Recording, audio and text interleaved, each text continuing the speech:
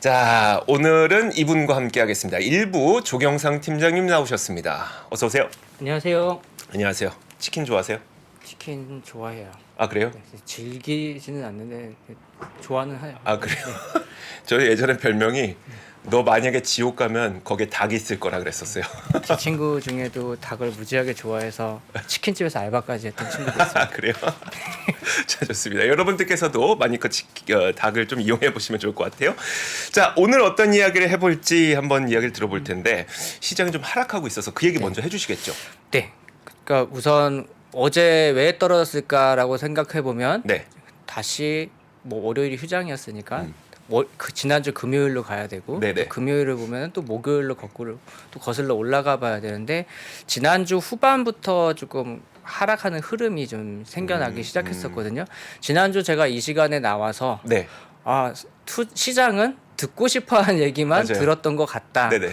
같다라는 얘기를 했었는데 조금 요거를 그대로 한번 다시 표현해드리면 듣고 싶었던 얘기가 없었던 네. 시간들이었던 것 같아요. 네. 지난주 후반부터는 그러다 네. 보니까 시장이 좀 하락했던 부분이 있었고요. 간밤에 미국 증시에 영향을 1차적으로 준 거는 이제 스탠다드 포어스에서 발표하는 서비스와 생산자 구매자 관리 지수가 발표되면서 이게 전달보다 수치가 좀 좋아졌던 모습이 좀 보여졌고요. 네. 종합지수 기준으로는 50을 상회했기 때문에 네. 좋아졌고 그럼 특히 좋아져서 긴축이 더 있을 것 같아. 뭐 이런 그렇죠, 논리였었어요. 네, 맞습니다. 네. 그러니까 good is bad가 된 네네. 거죠. 왜냐하면 이제 통화 정책과 관련이 될 거기 때문에 이런 부분들이 좀 압력을 준 것 같고요. 어떤 게 압력이었냐? 그러면 3월달에 빅스텝으로 갈 수 있지 않을까라는 이제 우려가 나온 것 같은데 그거 조금 이따 한번 말씀을 네네. 드리고요. 지난주에 생산자 물가 지표가 발표됐었어요. 네. 높게 나왔어요. 그래서 네. 시장이 좀 변동이 있었고요. 그 다음에 뭐 우리 아시겠지만 제임스 블라드가 네. 50bp. 50bp 인상을 지지하겠다라는 네. 것도 있었고 미셸 보우만 이사가 이 사람도 지금까지 우리 연준이 정책을 했는데 그 효과가 나타나지 않기 때문에 네. 더 높게 금리를 설정해야 된다라는 네. 발언을 하면서 이 매파적인 분위기들이 좀 연달아 나왔기 때문에 지난주 후반부터는 시장이 좀 힘을 받지 못했던 부분들인 것 같고요. 오늘 아침에 제가 이제 페드워치를 좀 참고해 보니까 네.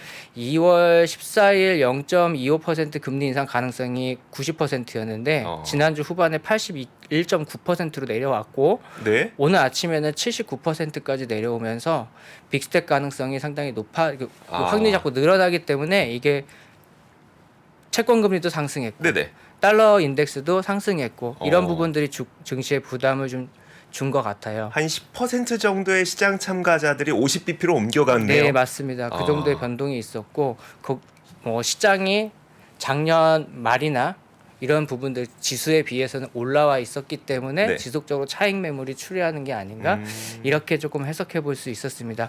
거기에다가 이번 주 금요일 날 이제 개인 소비 지출 물가 발표가 예정되어 있잖아요. 그러니까요. 사실 FOMC 의사록이 내일 새벽에 나오지만 네. 저는 개인적으로 그거보다는 지금 PC에 좀 긴장하고 있는 게 그래요? 아닌가라는 생각을 좀 해봤습니다. 근데 사실 PCE도 우리가 CPI에서 대략 내용 다 봤잖아요. 네. 그래도 좀 긴장해야 될 만할까요? 이게 예상치가 좀 전망치가 좀 나와 있는데 네. 이제 PCE도 그럼 이따 얘기할까요? 아니요 말씀드릴 수 있어요. 네네. 이거는 바로 그 골드만삭스가 네. 한 4.5% 연율로 네. 4.5% 상승, 월간으로 0.55% 상승한다라고 봤고 UBS가 4.35%, 그 다음에 월간으로 0.52% 상승, 바클레이즈가 4.4%, 월간 0.47% 상승을 전망했는데 네. 이전에 나왔던 수치가 이거는 이제 근원 개인 소비 지출 물가 지수 기준으로 말씀을 드리는 건데요. 네네. 전월에 나왔던 게 4.4%였고요. 네. 그다음에 월간으로는 0.1%였었기 때문에 그것을 훨씬 상회하는 수준입니다. 아, 이게 고개 들 것 같다고요? 네. 아, 이번에 고개 들 것 같다고요? 네, 고개를 들 것 같다라고 보는 게 아이고. 좀 지배적이다 보니까 그 부분을 조금 긴장하고 있는 것 같습니다. 아, 그러네. 오히려 이게 더 긴장되는구나. 네. FOMC는 아까 네. 그 MC 진행자분께서도 말씀하신 네네. 것처럼 어떤 거냐면 지금 나와 있는 이슈들 있잖아요. 네네. PPI도 그렇고 CPI도 그렇고 경험하지 않은 상황에서 이제 네. 얘기가 오고 갔던 내용들이기 때문에 그러면 우리 기억해 보시면 2월 FOMC 끝나고 나서 파월이 말한 거는 네. 디플레이션이 시작되고 있는 것 같다라고 맞아요. 말했는데 그 뒤에 나온 지표들은 그게 아니거든요. 네네. 그 안에서 그러면은 오고 갔던 내용들이라고 하는 게 아. 지금은 이 변곡점을 지나고 있는 느낌이기 때문에 좀 약간 과거의 데이터 아, 그러네. 이런 부분이 조금 있을 수 있고 네네. 다만 이제 그 중에서도 지금도 여전히 매파인 분들이 있잖아요. 네네. 그 매파인 분들이 경기를 어떻게 진단하고 있는지 아. 이런 부분들 정도만 우리가 캐치할 수 있을 것 같아서 음. 이거 그래서 의사록보다는 저는 사실 PC 나오는 거에 조금 더 집중을 해야 될 것 같고 그리고 시장의 흐름은 제가 개인적으로 보기에는 고용도 한번 봐야 되기 때문에 네네. 이제 다음 달에 있을 고용 보고서까지는 네. 시장이 그때까지도 긴장하지 않을까라는 어. 생각은 좀 해봐야죠. 길게 그럼 본다 그러면. 3월 초쯤이잖아요. 그러니까 3월 네, 첫째 네. 주 주말에 이제 고용 네. 보고서가 나오니까 그럼 그때까지는 그때까지는 지금 시장을 지금 굉장히 발작시켰던 것 중에 하나는 네. 통화 정책으로 다시 돌아간 거잖아요. 네. 금리 어떻게 될 거야? 당장에 눈앞에 있는 거는 어. 3월 FOMC에서 0.25 갈 거야, 0.5 갈 거야. 요거 한 가지하고 두 번째는 터미널 금리, 최종 금리 얼마로 갈 거야. 네. 이런 부분들이 좀 이슈가 되는 것 같은데요. 제가 아까 페드워치에서 나왔던 3월 FOMC에서 금리가 얼마로 갈 거냐라는 부분의 가능성을 말씀드렸다면 간밤에 보시면 미국 국채 10년물 금리가 3.95%를 상회했잖아요. 네. 그러니까 4%에 임박하는 수준으로 돌아갔어요. 장기물까지. 아이고. 지난주에는 제가 그래도 단기물은 5%고 장기물은 이거보다 낮으니까 네네. 그래도 언젠가는 금리 인하하려고 했던 움직임이 반영된 게 시장에서 아닌가라고 반영하고 있다고 말씀하셨죠. 말씀드렸는데 네. 이번 주에서 달라진 거는 이 장기물 금리도 상당히 가파르게 올라가면서 어쩌면 금리를 더 올릴 수도 있겠다 내지는 이 높은 금리가 조금 더 유지될 수 있겠다 해서 시간이 더 멀어진 느낌 네. 이런 부분들이 채권 시장에 좀 반영되어 있는 모습들을 확인할 수 있었습니다. 앞으로 남은 지표들이 자갈밭이네요. 그러면 일단 고용 남았죠. 네. 그리고 3월 22일 FOMC 하기 전에 물가 한 번 더 남았죠. 네. 그 자갈밭이네요. 네.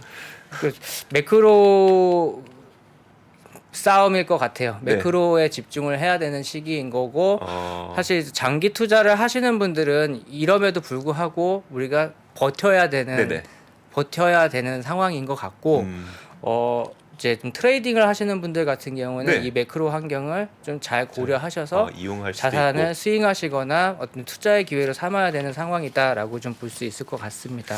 알겠습니다. 아니, 어제 장우석 부사장이 그 우리나라에서 개인 투자자들이 무엇을 정말 많이 샀는지를 네. 보여줬는데 네. SQQQ를 그렇게 많이 사셨더라고요. 1위였었어요. 어제 보여주셨을 때. 우리나라 투자자분들 정말 대단하신 것 같아요. 정말 잘 맞추셨어요. 잘 맞추셨어요. 어제 그럼 이거 잘 맞추셨네요. 이거. 잘 맞추셨어요. 개인 투자자분들이 정말 똑똑하신 것 같아요. 저희 3프로 구독자분들도 마찬가지인 것 같고 존경합니다. 여러분들 존경합니다. 자, 좋아요. 이제 그 PMI 숫자가 좀 좋아졌잖아요. 네. 사실 지금 경기가 좋아진다는 게 기존까지만 해도 그래도 이제 리세션 없다, 뭐 노랜딩이다 하면서 좀 긍정적으로 해석됐었는데 PMI는 좀 어떻게 봐야 돼요? 이번에 어제 간밤에 나왔던 이제 PMI 좀 설명드려보면은 네네. 참고로 이제 PMI라고 하는 건 스탠다드 포어스에서 발표하는 게 있고요. 미국 네. 공급관리자 협회에서 ISM. 그게 ISM이고 스탠다드 포어스를 보통 마킷이라고 네네. 표현을 하는데 두 가지가 있고요.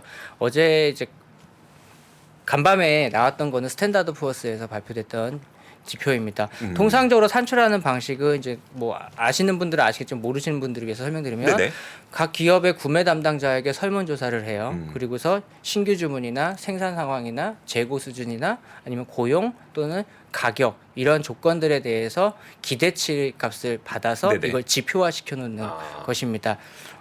숫자를 좀 대략 생략을 하고 말씀드리면 제조업하고 서비스업 모두 기준선 50을 하회했었어요. 네. 그러니까 50 위로 가면은 되게 기대가 좋다, 경기를 네. 좋게 본다라고 생각하는 거고 50 밑으로 가면 안 좋게 본다 이렇게 보시면 되는데 지난달엔 이 둘 다 모두 50을 하회했었는데 네. 이번 달에는 서비스업이 50을 상회하면서 올라갔고요. 이거에 힘입어서 이 두 개를 복합해 놓은 지수 자체도 50.2를 기록하면서 52로 올라갔어요. 재화와 서비스를 합친 네. PMI도 생산과 서비스를 합친 것들. 생산과 서비스를 네. 합친. 네네. 그러면 이 지표가 정말 좋은 걸까 해서 이걸 좀 찾아서 읽어봤는데요. 제가 개인적으로 보기에는 내용이 좋은 건 아니었던 것 같습니다. 그래요? 네. 그러니까 제조나 서비스 모두 신규 주문이나 수요나 이런 부분들은 감소됐던 거는 좀 보였고요. 네. 어디서 늘어난 거예요? 늘어났을까요? 그러면? 어디서 늘었지? 고용이었습니다. 아. 노동 수요가 강한 것 같다. 네. 그러니까 이제 제조업은 네네. 그나마 이 노동에 대한 수요가 조금 줄어들었는데 네네. 서비스업에 대한 수요는 여전히 높아지면서 어. 임금을 중심으로 한 비용의 상승이 어. 높아졌고 이게 지표의 상승을 가져온 걸로 저는 판단을 했어요. 아, 그러면 연준이 보기에 제일 불편한 지표네요. 네, 제일 불편한 네. 지표죠. 딴 것들은 안 네. 좋아졌는데 고용만 지금 좋아져서 네. 지표가 마치 좋아진 것처럼 보였으면. 근데 이걸 가지고 근데 어저께 시장에서 반응한 거는 이 숫자만 보고 네네. 경기가 좋으니까 금리 인상할 거야라고 봤는데 네. 실제 내용은 좋은 내용은 아니잖아요. 어쩌면 그거 다 보셨을 수도 있을 것 같아요. 왠지 그렇지 않아요? 거기 월가에 있는 엄청난 그 기관 투자가들이 그거 왠지 다 보지 않았을까요? 그러지는 않았을 것 같습니다. 제 생각에는. 아, 그래요? 네. 그러지는 않았을 것 같고 어쨌거나 헤드라인 숫자에만 집중하면서 움직이는 게 네. 시장의 대부분 논리이기 때문에 그리고 이렇게 지표가 안 좋다는 건 지금 당장 일어나는 어떤 경기 침체나 아니면 네. 경기가 좀 둔화되거나 이런 모습들이 아니라 시간이 지나야지 일어나는 거기 때문에 시장은 그만큼은 또 대응할 수 있는 시간이 있어서 네. 그걸 보고 반영한 것 같지는 않고 그냥 경기가 생각보다 강하니까 금리를 더 올리겠네 이걸로 직관적으로 작용한 거 움직였다라고 생각이 들었고요. 이거를 월마트가 실적 발표를 하면서 가이던스 제시한 부분이 있잖아요. 네네네, 네. 이거랑 한번 연관지어서 생각을 해봤어요. 오. 그러니까 이 지표가 좀 이해가 가더라고요. 네. 어떤 부분이 이해가 갔냐면 매장의 직원 유지를 위해서요. 네. 시급을 올려주기로 했어요. 네. 12달러에서 14달러로. 네. 그럼 16% 정도 올라가는 네네. 거니까 임금 상승률이 여전히 있구나라는 네. 걸 확인할 수 그쵸. 있었고요. 그 다음에 향후 가이던스에서 얘기한 게 저소득층 고객들의 소비가 줄어들기 때문에 매출이나 이런 부분들은 좀 안 좋을 것 같다 앞으로. 네. 그럼 바꿔 말하면 임금은 올라갔는데 비용은 올라갔는데 네. 매출은 전체적으로 내려갈 거기 때문에 마진은 약화될 수 있다는 부분을 발견할 수 있거든요. 그렇죠. 그럼 네. 이 ISM 제조업이나 서비스업 지표를 보더라도 비용은 증가했는데 신규 주문이나 네. 생산이나 이런 부분들이 좀 둔화되는 모습대로 간다라고 했을 때는 일련의 과정으로 좀 같이 보면은 기업도 이렇게 움직이니까 거시적인 경제도 약간 둔화될 수 있는 가능성이 있지 않을까 볼 수 있을 것 같았고 저는 이 과정은 조금 필요하다고 봅니다. 왜냐하면 네. 저는 사실 1분기하고 2분기 중에 경기가 좀 둔화돼서 저점을 좀 찍어줄 거라고 생각을 좀 했었어요. 네네네. 그렇게 해야지 인플레이션들도 같이 내려가는 모습을 보일 거고 그러면 하반기쯤이나 올해 연말쯤 가서는 네. 야 그래도 정말 0.25 정도는 내려주겠구나 네. 좀 느슨하게 가겠구나라고 생각했었는데 네. 우리 애틀랜타 연은에서 발표하는 GDP 나우를 보면 네. 1분기 예상치가 2.5%예요. 높다. 네. 서베이 이제 다른 데들 기관이나 이런 데서 설문 받은 평균치는 1분기는 마이너스거든요. 네네. 마이너스나 0% 사이에 있는데 네. 2.5%에 너무 센 거예요. 네. 이 지표가 그게 근데 왜 그랬냐? 이런 것들 보면은 헤드라인 숫자는 너무 좋으니까요. 네. 이 지표만 가지고 넣는 거니까 산출하는 거기 때문에 이 숫자가 좋게 나오는 거고 실상을 보면은 얘네들은 시간이 지나면 저는 경기가 조금씩 아래로 내려가지 않을까, 좀 둔화되지 않을까라는 생각을 좀 했고요. 그다음에 제가 트위터에서 네. 팔로우하는 기자 중에 월스트리트 저널의 닉 티밀하우스라는 기자가 있어요. 와, 그분 요즘 팔로워 얼마일까요? 저도 팔로우하고 있는데 네. 진짜. 이 사람이 지난주에 이제 네. 하나 인용해서 올렸던 것 중에 골드만삭스에서 기업 실적 분석가가 조사했던 내용을 인용해 줬어요. 네. 러셀 3000에 편입된 기업들이 지난 4분기 기업 실적 발표를 하는 데에서 네. 그러면 고용이나 인력에 관련돼서 언급된 부분들을 다 필터링을 해봤는데 인력 부족에 대한 언급을 한 기업이 지난 4분기는 4.9%, 네. 가장 높았을 때가 2021년 3분기가 네. 16.5%였거든요. 네. 그러면 이제는 사람이 부족하다는 얘기는 4분기에서는 별로 없더라. 네. 이런 부분들을 조금 활용할 수 있었고요. 찾아볼 수 있었고 다우존스나 대형 소비재 기업의 3분의 2 정도는 노동의 가용성, 즉 인력이 충분한 수준이다라고 답변한 데들이 좀 많이 있었고 네. 심지어 스타벅스나 힐튼처럼 이 서비스업 중에서도 충분한 인력 직원 채용이 정상화되었다라는 멘트를 확인했다라는 기사를 봤을 때 그러면 앞에 있는 지표랑 네. 골드만삭스의 조사랑 네. 앞뒤가 안 맞는 거 아니에요? 약간은 다르겠지만 네. 우리가 이걸 통해서 지금 종합해 볼 수 있는 건 시간이 지나면 네.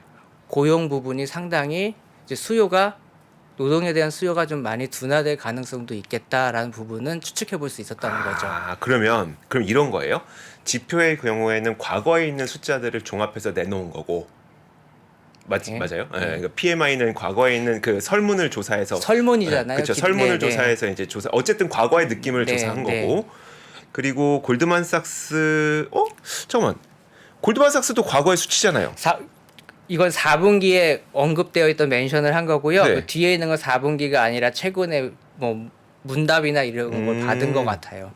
그러면 네. 이제 과거의 설문을 했을 때와 그게 네. PMI라고 치고 앞에 지금 방금 말씀해 주신 거는 현재 단계의 네. 그 고용 시장을 네, 보면 힐튼이나 이런 부분들은 최근에 이제 확인을 해보면 이런 것들이 좀 인력 채용이 좀 정상화되었다 이렇게 표현했다는 걸 보면은 고용 시장에서 수요도 약간씩은 이제 좀 줄어들고 있는 게 아닌가. 우리 구인이직 보고서 졸트 발표되는 게 3월 며칠이 보통 첫 번째 주인가 그렇죠. 예. 첫 번째 주 수요일인가 목요일에 발표가 네. 된 그거 한번 잘 봐야겠네요 이번에. 그거하고 고용 보고서까지. 네, 고용 보고서 네. 금요일에 있는 고용 보고서까지 이거 잘 봐야 되겠다. 물론 원래 잘 봐야 되죠. 원래 잘 봐야 되는데 전반적으로 미국이라는 나라가 워낙 크기 때문에 어떤 네. 지표 하나를 보고서 판단하기는 어렵기 때문에 네. 그냥 이렇게 어떤 흐름으로 갈 건지 궤를 맞춰서 보는 게 전 그렇죠. 중요하다고 보는데 네. 그러면 아까 PMI 말씀드렸을 때 네네. 그리고 월마트 하면은 궤가 맞고요. 네. 그런데 이제 이 뒤에서 이제 아까 티밀하우스 기자가 언급했던 네네. 부분들 궤를 맞춰서 보면 앞으로 어떻게 노동 시장이 좀 달라질 수 있을까 이렇게 한번 시나리오를 생각해 본다라고 하면은 경기가 조금 약간 내려가는 쪽으로 시나리오가 펼쳐질 수도 있다라고 보고요. 네. 그러면 이게 경기 침체냐 이런 네. 걸 얘기하기 전에 음. 굿 이즈 배드가 아니라 배드 이즈 굿이 될 수도 있는 상황이라서 네네. 어떻게 보면 좀 과도하게 네. 긴축을 강하게 이러한 부분들보다는 경기가 좀 어느 정도 좀 냉각이 돼서 차라리 좀 빨리 내려와야 될 것들 좀 내려와 주는 모습들이나 아니면은 네네. 수요가 감소하는 모습들을 보여주는 게 오히려 연준은 더 좋아할 거다. 어. 그런 관점에서 본다라고 했을 때는 우리가 뭐 블라드나 네네. 아니면 매파적인 입장을 가지고 FOMC 위원들이 말했던 부분들은 어떻게 보면 일단은 진정을 시켜야 되는 부분에서 세게 말했을 수도 있으니까 요 지표들 잘 보고 한번 대응해 보자 이렇게 한번 말씀을 드릴 수 있을 것 같아요. 알겠습니다. 그러면 사실 우리가 투자하는 입장에서는 그 타이밍이라는 게 되게 중요하잖아요. 그러니까 사실 주택 가격이 하락할 것이라는 전망은 다들 갖고 있고 네. 언젠간 하락하겠지. 근데 우리 투자할 때 언젠가는 되게 너무나도 불친절한 말이잖아요. 언젠가는이면 안 돼요. 언제쯤일까? 이게 되게 중요할 것 같은데 방금 말씀해 주셨던 것처럼 일단 설문상으로는 고용 시장이 좀 정상화되고 있는 분위기가 나타나고 있다면 이런 것들이 실제 지표로는 혹시 언제쯤 이게 좀 반영이 될 수 있을까요? 그 지표라는 게 만약에 예를 GDP를 의미하신다. 아니요, 고용 지표로. 고용 지표로 한다라고 하면은 그건 저도 모르겠어요. 정말 네네. 이 레깅이 어느 정도 될지 네네. 이런 거는 저도 이제 맞추면서까지 제가 이걸 그쵸, 레깅을 그쵸. 맞춰본 적도 없고 네. 그런 부분까지는 생각해 본 적이 없기 때문에 네. 그 부분에 대해서는 제가 어떻게 답변을 드릴 수 있는 부분은 사실 없습니다. 알겠습니다. 그것까지 알면 사실 혼자 매매하셨겠죠? 네. 자, 좋습니다. 그러면 사실 우리 보시는 분들을 위해서 그럼 좀 앞으로 좀 어떻게 하셨으면 좋겠습니다라는 조언을 좀 해주신다면. 네. 뭐 1월에 한번 저희는 확인을 했어요. 네. 어떤 거냐면 시장이 바닥을 찍고 올라올 때 네. 어떤 선택을 하느냐. 네. 뭐 예를 들어서 최근에 뭐 얘기가 나왔던 콜옵션 때문에 올라갔다 여러 가지 다 떠나서 놓고 보면 주목받았던 섹터나 산업들이 있었잖아요. 네네. 항상 저점인 국면에서 그러면 그건 제가 지난주나 항상 나오면서 맞아요. 말씀드렸는데 어디를 지향하고 있는지 네네. 바닥에서는 어디를 지향하고 있는지 결국 올해의 방향은 그러면 장사 잘 되는 애들이나 그 산업군이나 아니면 그런 기업들이 잘 될 거라는 거고요. 그리고 우리 투자자분들 중에 대부분은 네. 12월에 주식을 안 사셨을 거예요. 그랬을 것 같아요. 네. 네. 저는 테슬라를 어. 매일매일 샀거든요. 네. 떨어질 때마다 오. 조금씩 계속 네네. 샀거든요. 근데 없으셨을 거예요. 이걸 무슨 말씀을 드리고 싶냐면 저는 샀다 안 샀다가 아니라 우리가 사실 심리적으로 바닥을 잡는다라는 거는 네. 너무나 어려운 선택이라는 거죠. 네네. 그렇게 놓고 보면 아예 올해나 앞으로 한 1, 2년 놓고 봤을 때 수익이든 네네. 매출이든 아니면 얘가 가지고 있는 산업군이든 이게 성장할 수 있는 부분이라고 하면은 얻어맞더라도 어느 정도 조정을 받은 국면에서는 우리가 진입을 해주는 게 맞을 수도 있는 것 같고요. 그리고 매매를 하시는 분들이라고 하면은 지금부터 아마 FOMC까지도 아니고 고용 보고서 나오는 순간 네네. 조금 더 본다 그러면은 소비자 물가지수 나올 때까지 네네. 그때까지는 시장은 상당한 좀 변동이 좀 있지 않을까 아. 싶어요. 예를 들면 FOMC 의사로 기다렸는데 우리 확인했던 거 저는 그쵸. 이미 지난 지표 아니냐라고 말씀드렸지만 시장은 또 모를 거예요. 또. 맞아요. 네네. 분명히 디플레이션에 대한 얘기가 있었네라고 확인을 할 수도 있는 거고요. 저 사람은 매파적이었는데 이런 의견도 있었네라고 할 수도 있는 거거든요. 그런 것들을 확인하고서 시장은 다시 조금 약간 선회할 수도 있고 네네. 변동성이 생길 수 있는 상황이기 때문에 트레이딩을 많이 하시는 분들이라고 하면은 이 매크로 지표를 좀 상당히 좀 집중하시면서 운용을 하셔야 되고 뭐 장기 투자자이신 분들은 아까 제가 말씀드렸던 방법으로 대응을 드리고 그 다음에 제가 어떻게 운용을 해야 될까라는 아이디어들을 좀 생각을 했었는데 네. 10월, 11월에는 제가 채권들을 매수하는 전략을 한번 아, 말씀드렸었거든요. 그때는 제가 없었는데. 네, 10월, 11월에는 채권을 매수하는 전략을 말씀드렸는데 지금 미국 국채 금리가 거의 4%에 인저해 왔잖아요. 그러면 10월, 11월이 한 4.2 이렇게까지 갔었거든요. 네. 거의 근접한 수치이기 때문에 네. 다시 한번 그때 진입을 못 하셨던 분들 같은 경우에는 다시 한번 진입해봐도 될 수는 있어요. 네네. 단 이거는 외화를 갖고 계신 분들이 네네. 환율이 워낙에 그래도 좀 최근에 저점보다 올라왔기 때문에 이 상황에서 뭐 달러를 굳이 사서 하신다라고 하는 거는 큰 의미는 없는 네. 것 같고 네. 외화를 보유해서 운용을 하시려는 분들은 그런 부분들도 한번 고려해 볼 만큼 금리 급간이 좀 생겼고 네. 단기적으로 달러를 운용하시는 분들 같은 경우 단기 금리 같은 경우는 이미 5%대 가 있으니까 네. 그런 것들을 선택하시는 방법들 포트폴리오를 좀 다양화할 수 있는 상황도 되어 있는 것 같습니다. 네.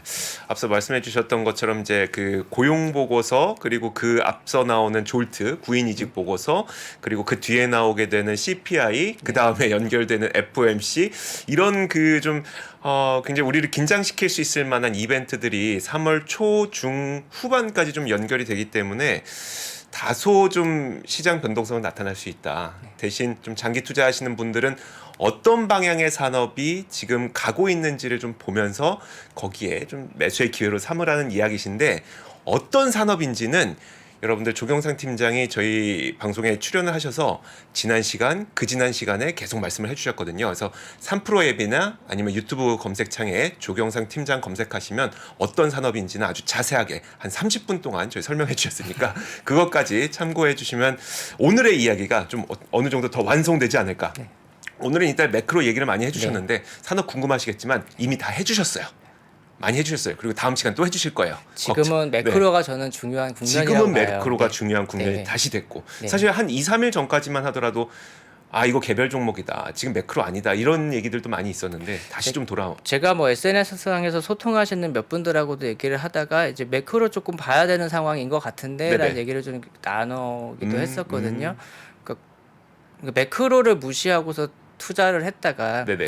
저 같은 경우도 작년에 고객님도 포트폴리오에서 좀 충격을 좀 많이 아, 받았었고 네. 무시했다기보다는 예전의 눈에서 매크로를 이해하고서 어. 봤기 때문에 시장의 조정폭이 20% 이내일 걸로 보고서 네네. 덤벼들었다가 좀 손실을 좀 봤던 네. 상황이었었고 그게 이제 그 전에 한 6, 7년 동안 시장을 봤던 게 맞았기 때문에 그 자신감에 의해서 그런 판단을 했던 거였는데 저도 태어나서 처음 이런 걸 그쵸. 경험해본 이제 금리 인상폭과 네. 인플레이션이었기 때문에 이 부분에 대한 대비가 없었고 그래서 제가 제가 굉장히 많이 보완하려고 노력했던 게 이제 종목이나 섹터가 아니라 이제 매크로를 좀 많이 공부를 해야 되겠다 싶어서 1년 동안 매크로에 대한 공부를 좀 많이 했던 네네. 거고 그런 관점에서 보니까 1월에 상승하고요. 네. 그러니까 주식 상승하고 채권 상승하고 그리고 2월 FOMC 이후에 이제 나왔던 지표들을 봤을 때는 왠지 매크로로 뭔가 시장이 좀 움직임은 있을 것 같다라는 생각은 좀 들었고 네. 좀 불편했고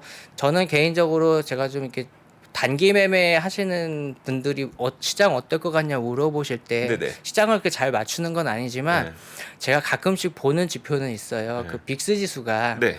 빅스 지수가 그러니까 밑에 있다 위로 올라가면서 20을 돌파한다라고 하면은 시장에 있는 뉴스들을 좀 매크로 이슈들을 좀 많이 보셔야 됩니다. 아, 특히나 25 근처에 가면은 네. 한번 뭐가 한 번씩 시장이 쭉쭉 내려오거든요. 지금 21점 몇이죠? 거의 22 근처 22 근처까지 네. 왔죠. 네. 그러니까 그런 부분들은 제가 뭐 시장을 맞추는 능력은 없지만 제가 좀 볼 때는 그런 것들 좀 많이 좀 참고를 하는 부분인데 네. 최근에 이제 밑에서부터 다시 올라와 가지고 네. 그쪽을 향해서 가고 있는 부분들이 있기 때문에 아. 매크로 지표 좀 잘 많이 유의 깊게 보셔야 될 것 같습니다. 네, 알겠습니다. 자, 조경상 팀장과 함께 이야기를 나눠봤는데 앞서 말씀드렸던 대로 이제 그래서 변동성이 있을 때를 오히려 그러니까 나쁘게 말한 게 아니라 변동성이 있을 때 진짜 앞으로 나갈 산업에 조금 더 이제 담을 수 있는 네. 물량을 담을 수 있는 기회로 활용하시라는 말씀이니까 어떤 산업인지는 앞서 말씀드린 대로 3프로 앱이나 아니면 유튜브 검색창에 조경상 팀장 검색하셔서 참고해 보시면 좋을 것 같습니다. 자, 여기서 보내드리도록 하죠. 오늘 말씀 고맙습니다. 감사합니다. 감사합니다.